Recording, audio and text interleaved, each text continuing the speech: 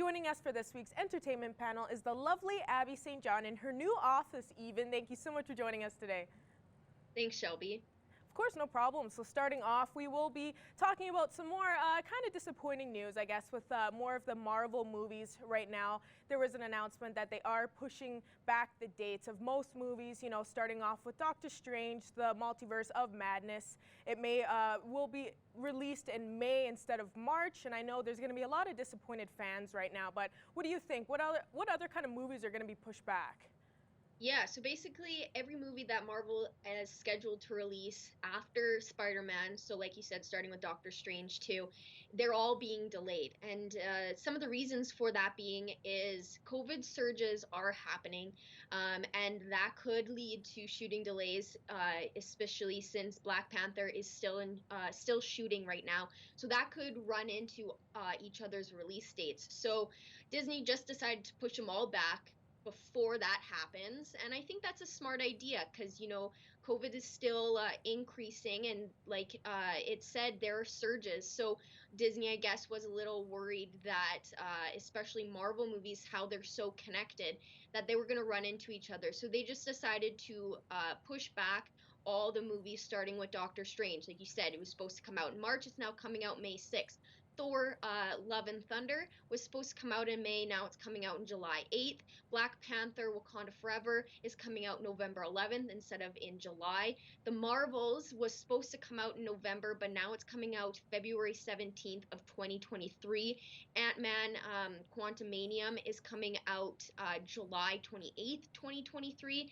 And then also, instead of Marvel, Disney is also pushing back the release date of their Indiana Jones 5 a whole year. So instead of coming out in July of 2022, it's now coming out in July on June 30th, 2023. So a lot of pushback by Disney and not just Marvel. So it makes sense why they're doing it, especially with the Marvel movies, how they do all connect. They don't want it to run into each other.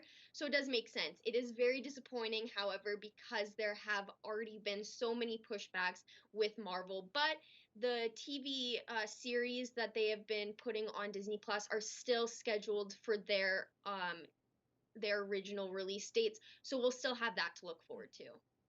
Yeah, that's true. I guess we will at least get a little something out of it, especially with the TV shows and how much of a hit they've been so far. It's not too bad to still have those on schedule rather than the movies. And yeah, the Indiana Jones fans I know are going to be very disappointed just with the whole year pushback. But I agree with how you are saying that it does make sense and rather to be safe than sorry. So hopefully everybody could just be patient and we'll get there in time. But some better news now. Of course, we have to talk about this, the Batman's trailer, how it has came out. There's been a lot of hype, a lot of talk about it. The trailer looks very intense. I think a lot of people are very excited to see, especially, some scenes of the Riddler already in the movie. Of course, seeing, Catwoman, Batman, seeing how good looking the cast especially looks. It's going to be fascinating how this movie's going to turn out. Yeah, the trailer definitely gives a deeper look at Robert Pattinson's Batman, and it feels darker than Christian Bale's as a comparison. And I think Robert Pattinson is going to do an excellent job. The trailer itself shows that. This definitely does seem like a more intense, more darker version of Batman. So I'm very excited for it, and I know DC fans and Batman fans alike are also very excited for it. And it is different. It gives a different feeling from the last Batman movies. And during the trailer, they never reveal the Riddler's face. So we see his back, we see his front up from his chest up to his neck, but we never see his face. That's something that never gets revealed in the trailer. So I think that's interesting. You'll have to wait till the movie to actually see his face. And I like how they're doing that because the Riddler is that mysterious villain that, loves playing games, loves giving Batman riddles to where he is, what he's up to, what his plans are. So having him not being revealed in the trailer, I think was a very smart idea, and I think it'll add to the tone of the actual movie. And it seems like the Riddler is that main villain that Batman is needing to stop, but the Penguin also gets in the way. He's a prominent villain in the trailer. Zoe Kravitz looks amazing as Catwoman, and I'm very excited to see her in the actual role in the full movie. But what we get in from the trailer, I think she's the perfect choice for Catwoman.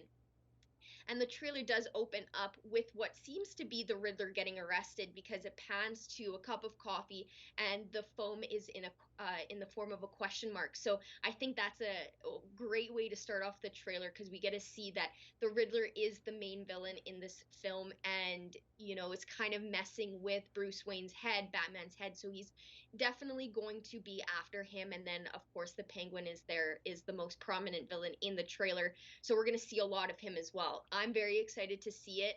I think Robert Pattinson was a great choice for Bruce Wayne and for Batman, and it's going to be an interesting movie.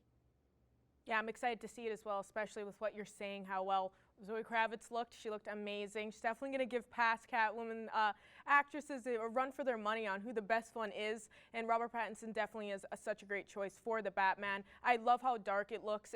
Batman has always had that dark kind of theme, but this Batman definitely looks like he is out for some vengeance, and he's definitely going to get it. But it's going to be great to see, but that's all the time we have for this week's entertainment panel. Thanks again so much for joining us today, Abby. Thank you.